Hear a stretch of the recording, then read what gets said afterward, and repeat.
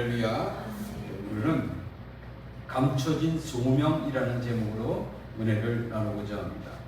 유대의 바리새인들은 죄인을 정죄하고 경밀히 여기는 것이 선행이라고 생각을 했습니다. 그러나 우리가 그리스도를 닮은 성도는 죄 가운데 빠진 형제를 용서하고 모아주며 치료하여 건져내는 데 힘써야 합니다. 물론 그렇게 생각을 하겠지만 죄 가운데 빠져 있는 형제를 보면 우리 인간의 육적인 눈으로 보면 용서할 수가 없어요. 도와주는 건 어림도 없어. 근데 주님의 눈으로 딱 바라보면 와, 불쌍히 여기는 거예요. 불쌍해 보여 이렇게. 그래서 용서하고 도와주고 치료하여 건져내는 데 힘써야 한다 하는 것입니다. 그래서 이게 우리 인간의 육적인 눈에서 영적인 눈으로 바뀌어져야 돼. 주님의 눈으로 바뀌어져야 그때부터 주의 일에 큰 은총이 임하는 것입니다.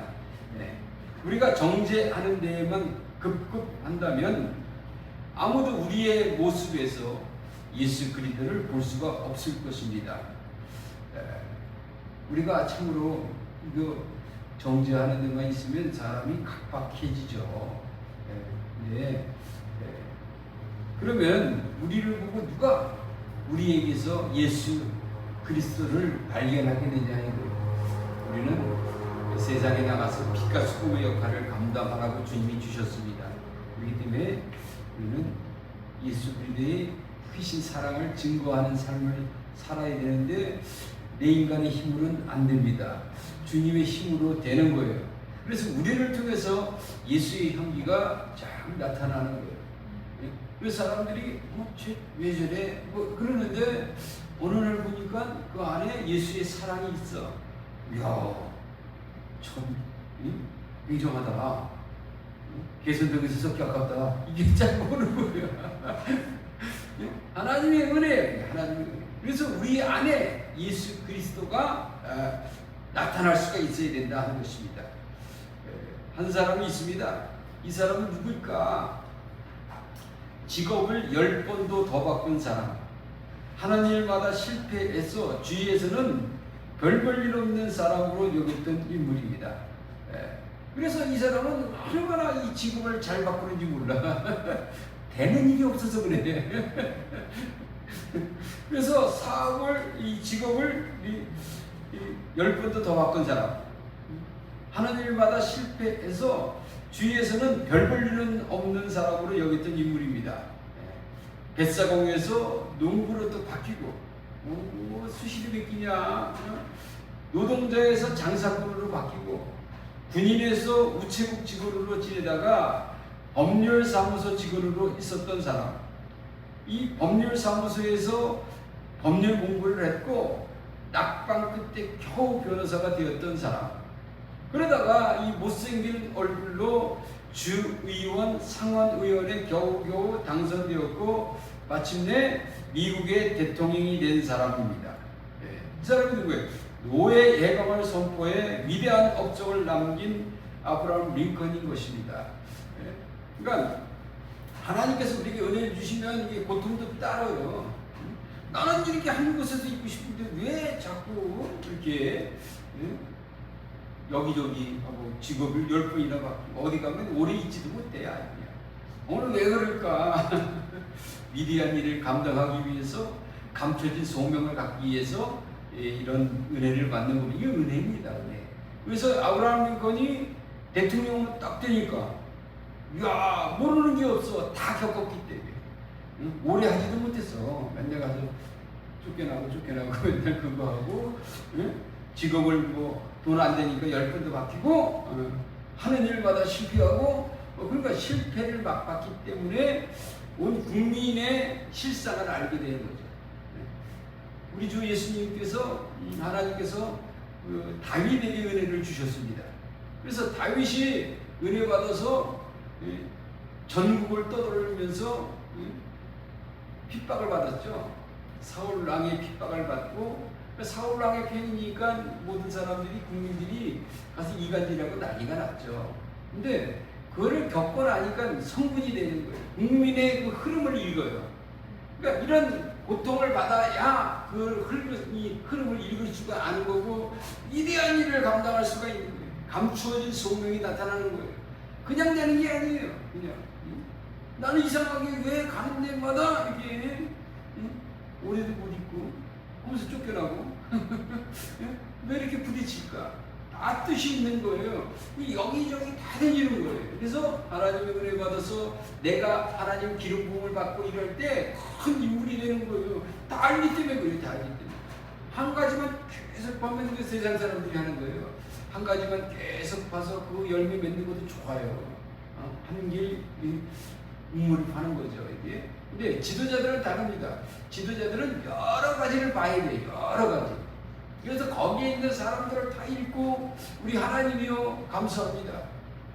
인생이 참 천태만상입니다. 이걸 알게 되는 거예요. 그래서 하나님의 은혜 속에 사는 것입니다. 바로 하나님의 은혜를 알고, 이게 바로 하나님의 은혜구나, 이걸 우리가 아는 거죠. 그래서 첫째로 하나님의 주권에 대한 자세가 바르습니다. 이사야서 45장 22절에 땅의 모든 끝이요 내게로 돌이켜 구원을 받으라. 나는 하나님이라 다른 이가 없느니라. 이렇게 말씀을 합니다. 절대적인 주권의 자세. 다 주님이 오라고 말씀을 합니다. 모든 끝에서 내게로 돌이켜 구원을 받으라.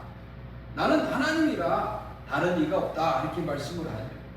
그래서 우리 하나님의 주권에 대한 자세는 경외할 줄 알아야 됩니다. 절대성이란 경외가 최고이며 전부입니다. 그 외에는 아무것도 다른 것도 없습니다. 하나님은 그런 분입니다. 따라서 하나님 앞에서 인간이 취할 수 있는 미라고도 올바른 일은 그를 경외하는 것입니다.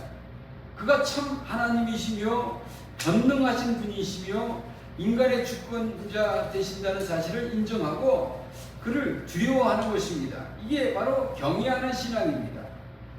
그리고 이제 다음은 뭐예요? 경외하는 신앙 갖고 순종하는 믿음이 가야 됩니다. 하나님이 절대자라면 하나님의 뜻 역시 절대적인 것입니다. 하나님의 뜻은 완전하며 방가할 수 없다는 의미인 것입니다. 방가할 수 없는 뜻에 대처하는 방법은 단 한 가지입니다. 그 뜻에 절대 복종하는 것입니다. 딴 방법이 없어요. 하나님 명령 내리면 복종하는 거예요.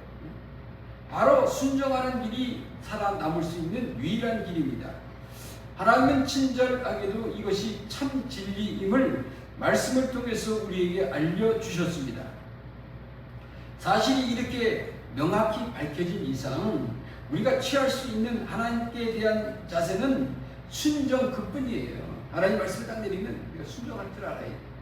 이건 아니겠지 하고 자기 합리화시켜서 가면 돌아올 때까지 힘들잖아요. 돌아올 때까지 요나가 니느웨로 가는 배를 타고 돌아올 때까지 우리 하나님께서 니느웨로 돌아오라 돌아오잖아요. 그 올 때까지 물고기 뱃속에서 있어갖고 그 고통받잖아요. 자기만 고통받으면 괜찮은데 왜 물고기가 괴로움을 당해? 괜히 괴로움 당하는 게 요나 때문에 큰 고래가 그 목에 킥킥 걸려갖고 고통당하잖아요. 그러니까 하나님 말씀에 순종하지 않으면 거기에 속해 있는 사람이 다 힘들어요. 이제 나중에 그걸 알게 되는 거죠. 순종을 해야겠구나. 하나님 말씀대로 뜻대로 살겠습니다. 나머지는 다 책임져 주십니다. 주님께서. 그 다음에는 우리가 하나님의 은혜를 받았으니까 하나님을 경외하고 하나님께 순종하니까 그 다음에 뭐가 오냐면 찬양하는 거예요. 찬양. 그 하나님을 찬양합니다. 인간이 가장 큰 기쁨을 누릴 때는 칭송받을 때입니다. 누가 칭찬해 줄 때 인간은 기쁨으로 넘칩니다. 자녀가 칭송을 받을 때도 물론 기쁨으로 웃게 됩니다. 하나님께서 우리 인생을 창조하신 목적 가운데 가장 큰 것도 우리가 그를 칭송하는 것입니다. 하나님은 우리 피조물이 그를 칭송하고 찬양 드릴 때 가장 기뻐하십니다. 우리가 회복받을 때 찬송하면서 회복받는 거예요. 어떻게 할 방법이 없었어. 근데 이걸 어떻게 회복받을까? 찬송을 부르니까 회복이 되더라고. 찬송. 굉장히 중요한 겁니다, 이게. 예? 그래서 히브리서 13장 15절에 우리는 예수로 말미암아 항상 찬송의 제사를 하나님께 드리자. 이는 그 이름을 증언하는 입술의 열매니라. 우리가 하나님께 찬송을 부르다 보면 입술의 열매가 와서 그게 우리의 찬양의 하늘을 움직입니다. 우리를 덮고 있던 그것이, 악한 것이 덮고 있는 그것이 예수 그리스도께 찬양을 드리면 그게 싹 덮어진 게 싹 제거가 되는 겁니다. 그러니까 찬송이 참 중요한 거예요. 할렐루야. 네. 그러면 우리가 하나님께 찬송 드리면 어떻게 될까? 두 번째로 주님이 우리에게 오시는 거예요. 하나님의 주권에 대한 자세가 온전히 순종하고 또 찬양하고 우리 아버지 하나님 절대적으로 하나님을 경외하면 우리에게 주님이 찾아오시는 거예요. 마태복음 9장 13절에 나는 의인을 부르러 온 것이 아니요 죄인을 부르러 왔노라 하시니라. 이렇게 말씀을 합니다. 죄인을 부르러 온 거예요. 응? 나 같은 자 주님 하나님께 찬양 드리는데 주여 나 같은 자 내가 나를 압니다. 나는 참으로 이 청개구리 심부를 가진 사람입니다. 우리 고백이 나옵니다. 이게 그러니까 주님이 말씀하죠. 나는 의인을 부르러 온 것이 아니라 죄인을 부르러 왔더라 이렇게 말씀을 합니다. 죄인을 향해서 나아오신 거예요. 네? 이것이 주의 사랑입니다. 잘난 사람을 위해서 온 것이 아니에요. 못났음에도 불구하고 하나님께서 우리에게 은혜를 베풀어 주신 거죠. 이건 진짜 하나님의 은혜예요. 왜냐하면 그는 영적인 소명이며 안진뱅이인 우리가 그에게 나아가는 것이 불가능함을 알기 때문에 주님이 찾아오신 거예요. 야, 이게 가기를 원한다. 아유, 네, 알았어요. 다 아침에 일어나면 딴소리해. 멀뚱멀뚱하면서 딴소리하고 일어나는 거 우리 인간이야. 도대체가 하나님께 갈 수 있는 것은 불가능합니다. 인간의 힘으로는 불가능한 거예요. 그러니까 주님이 오셔서 우리에게 찾아오셔서 아침에 일어나면 그게 아니다. 응? 회개하라. 그래서 회개하고 나온 거예요. 아이, 싫다는데 자꾸 그러시네. 그래서 나가는 거예요. 이게 우리야. 주님이 찾아오셔서 이렇게 은혜를 주시는 거죠. 응? 그 주님이 뭘 갖고 왔어요? 사랑을 가지고 왔다는 거죠. 사랑. 예수님이 우리에게 나오심은 심판 때문이 아닙니다. 주님께서 나오시면요 어둠에 갇혀있는 우리를 긍휼히 여기심으로 나오신 것입니다. 우리를 불쌍히 여기는 거예요. 저는 큰소리만 빵빵 쳤지 아무것도 아니야. 얼마나 큰소리를 치는지 몰라. 응? 뭐 그런데요. 근데 조그만 힘들면 코 진짜 빠져갖고 쭉 이렇게 있고 이게 우리야 이게. 그래서 주님께서 사랑을 가지고 오시는 거죠. 응? 야, 네 안에 있는 어둠 때문에 그렇다. 그 어둠을 내가 쫓아라. 쫓으면 우리 하나님께서 은혜 주셔서 주님 힘 주시옵소서 기도하면 은혜를 주시죠. 우리를 긍휼히 여기기 위해서 나오신 거예요. 긍휼히 여기시니까 뭐가 와요? 우리를 용서하시기 위해서 오신 거예요. 우리를 불쌍히 여기는데 용서를 하는 거예요. 70번에 7번이라도 용서를 하라. 응? 예수님의 사랑이 우리에게 임하시면 우리가 오는 것이 첫 번째가 뭐예요? 용서하는 거예요. 용서. 누구든지 용서할 수 있는 은혜가 되게 돼요. 그 바뀌어져야 돼요. 주님은 오점투생이여 죄로 얼룩진 우리를 질책하거나 비난하기를 좋아하지 않습니다. 그는 비난보다는 위로하시며 책망보다는 용서를 앞세우는 사랑의 하나님이시기 때문에 그렇습니다. 그러한 주님께서 오늘도 여러분의 잘못을 용서하시고 구원하시기 위해 여러분을 찾아가시는 거예요. 그래서 내가 너를 용서하마 그러면서 대속의 십자가로 구원하시기 위해 오신 거예요. 내가 너를 용서하는데 내가 그냥 하는 것이 아니에요. 응? 주님이 그냥 하시는 게 아니라는 거예요. 뭐예요? 우리 죄악을 담당하신 거죠. 친히 담당하신 거예요. 그것이 우리가 그를 찾아오신 근본적인 목적인 것입니다. 그의 사랑은 용서와 위로의 말로 그친 것이 아니라 직접 자기 몸을 대성물로 내어주는 적극적인 사랑을 실천하기 위해서 오신 것입니다. 하나님께서 우리에게 은혜 주시는데 이 감동을 받습니다. 주님이 사랑으로 나를 갇혀있는 나를 어디서 건져주시고 또 용서해 주시고 그 용서가 그냥 말로 용서한 것이 아니라 직접 와서 죄값을 치러주시고 너무너무 감사한 거예요. 인생이. 야, 진짜 하나님의 은혜 속에 사는구나 우리가. 응? 우리가 아니라 내가 내가 하나님의 은혜 속에 살았구나. 감사하는 거예요. 그래서 세 번째로 그러니까 이 풍성한 열매를 맺는 조건을 우리가 알게 되는 겁니다. 그 다음부터는 뭐가 와요? 열매를 맺는 거예요. 열매. 그래서 요한복음 15장 5절에 나는 포도나무에 너희는 가지라. 그가 내 안에 내가 그 안에 거하면 사람이 열매를 많이 맺나니 나를 떠나서는 너희가 아무것도 할 수 없음이라. 이렇게 말씀을 합니다. 포도나무는 가지가 없으면 세상에서 그 일을 할 수가 없습니다. 하나님과 사람에게 쓰이는 것은 예수와 결합하고 예수님 안에 거함으로써만 될 수 있는 일입니다. 그러니까 내 힘으로 하려고 하는 것도 하면 한참 걸려. 내 힘으로. 처음에는 내 힘으로 하려고 얼마나 근절이시고 무게 힘주고 그냥 헉헉거리고 일을 하고 그냥 난리가 났어. 이렇게 말도 못해. 큰일 났다. 인간의 힘이 그냥 최선을 다해서 성적까지 받아. 최고 일 잘했다. 그 성적까지 받아. 그만 그냥 휙거리고 내 힘으로 하려고 애를 썼던 거예요. 그 상장 한번 딱 받아보면 뭐예요? 인간 아무것도 아니구나. 상장 받아보지 말자. 열심히 살자. 이게 바뀌는 거예요. 성숙해지는 겁니다. 우리들은 하나님의 말씀에 의해서 추수하여 주시도록 자신을 내어드리는 거예요. 내어드리는 하나님께 내어드리는 거예요. 주여, 내가 열심히 해봤는데 그것도 아닙니다. 주님이 나에게 열매 맺을 수 있도록 추수할 수 있도록 내 자신을 주님께 내어드립니다. 나를 받으시옵소서. 누가 이렇게 멋지게 왔냐? 그 주님 말씀하시는 거예요. 성장했구나. 이때는 내가 얼마나 기다렸는지 모르겠다. 내 힘으로 하던 거 진짜 내 힘으로도 그렇게 할 수가 없어. 사람이 일중독이 걸렸네. 일중독이 사람들이 일을 가만히 잘하는지 몰라. 지쳤어. 그것도 해도 아니야. 열매를 맺지 못하더라는 거죠.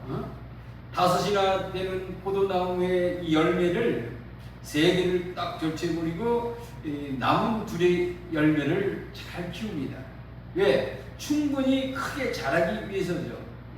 우리들이 최량의 열매를 맺기 위해서 얼마나 많은 우리들이 자신이 가지고 있는 좋지 않은 것들, 옛성품이죠. 끊어 베어서 버리지 않으면 안 되는 것입니다. 진짜 하나님의 은혜 속에 사는 거예요. 이게 내 안에 있는 가지들, 잘못된 안 좋은 가지들 열매 맺지도 못해요. 들포도 열매 맺는 거 다 잘라내는 거죠. 그 자를 때 고통은 원망불평 부재미합니다. 아니 멀쩡한 가지를 자르고 그러셔요. 열매 맺었잖아요. 응? 근데 그 열매 5열매 가지면 상품 가치가 없어요. 할 수가 없어. 그래서 3개를 잘라내는데 자를 때 고통은 또 엄청나요. 또 옆에 있는 사람이 뭐라 그럽니까? 아니 그렇게 열매 맺은 가지를 왜 잘라요? 사람들이 그렇게 얘기를 합니다. 근데 우리 하나님의 이 은혜를 우리가 알아야 되죠. 나중에 가보니까 깨달았어. 참으로 내 안 좋은 거 끊어버리고자 하나님께서 은혜를 주셨구나. 내가 또 원망도 부지겠어. 내가 열매 맺었는데 조그만 열매 맺었는데 그걸 잘랐다고 내가 얼마나 원망한 사람인지 몰라. 근데 나중에 포도송이가 큰 잎이 딱 있으니까 야, 상품 가치가 극상품이 됐구나. 하나님께서 우리를 극상품으로 만드는 거예요. 그래서 옛성품에 있는 걸 다 잘라내는 거예요. 얼마나 몰라. 그냥 말도 못하게 왜 나를 이런 데서 보내고 말이야. 왜 이렇게 구박을 받아야 되고 말이야. 그때 탁탁 자릅니다. 자르고 나서 열매를 딱 내기 때문에 이야, 하나님이 나에게 은혜를 주셨구나. 세상 사람도 그러죠. 10가지 이 직업을 갖고 있는 사람이 굶는다 그러잖아요. 한 가지 직업을 갖고 열심히 뛰는 사람이 먹고 사는 게 지장 없는 거예요. 이게 우리의 삶도 이런 은혜를 우리에게 주시는 겁니다. 우리들이 구원되기 위해서 한번 참으로 그리스도에게 맺어졌다면 우리들의 계약의 예수 그리스도께서 떠나는 일은 없습니다. 내가 보기엔 분명히 떠난 거야. 되는 일이 없어. 아브라함 링컨처럼 직업이 그냥 10개나 바뀌었어. 안 해본 일이 없어. 하나님 나를 떠나신 거야. 내가 인간이 눈을 볼 때 떠난 거예요. 그거 말도 못해. 기차권에서 그 신문이나 찍어서 있어서 나눠주고 말이야. 이런 참 힘들어. 그 신문 찍어서 얼마나 정보가 많이 오겠습니까? 그 대통령이 딱 되니까 많이 하는 거예요. 이게 숨겨진 이 소명자다 하는 거예요. 숨겨진 사명자라는 거죠. 사명을 받은 자들은 여러 가지를 겪는 거예요. 그래서 열매를 맺기 위해서 그 많은 열매, 포도 하나에 20개 열리면 완전히 요만해요. 이루어봤자 다 잘라내는 거. 자를 때 고통은 엄청납니다. 원망불평. 난 열매 맺으려고 해서 열매를 맺었는데 왜 자릅니까? 막 난리가 나. 근데 하나님의 은혜 속에 아브라함 링컨이 대통령이 되니까 세상을 다 아는 거예요. 세상 흐름을 다 아는 거예요. 무엇이 진짜고 무엇이 가짜가 있는 것을 아는 거죠. 흑인도 사람이요. 옛날에는 짐승 취급을 했습니다. 유럽에서 미국에서 뭐라고 얘기했냐면 매를 열었습니다. 짐승을 잡아 죽이지 말자. 대신에 흑인들을 잡아 죽이자. 그렇게 결론이 났었어요. 그래갖고 아프리카 가가지고 흑인들을 그냥 짐승보다 더한 취급을 해서 잡아다가 죽인 거예요. 그 법이 그렇게 됐었다고 그게. 근데 아브라함 링컨은 어땠습니까? 무슨 소리냐? 한 사람의 영혼인데 천하보다 귀한 인간인데 그래서 노예 해방을 위해서 했다는 거예요. 우리가 하나님의 은혜를 전체적으로 받으면 보인단 말이에요. 이게 진리가. 그래서 하나님이 나를 그 자를 때를 생각해서 주여 감사합니다. 이렇게 감사가 나와야 돼. 그리고 대통령이 되고 우리가 기름 부음을 딱 받으면요 무엇을 위해 쓰고 무엇을 위해 쓰지 않고 이게 딱 나오는 거예요.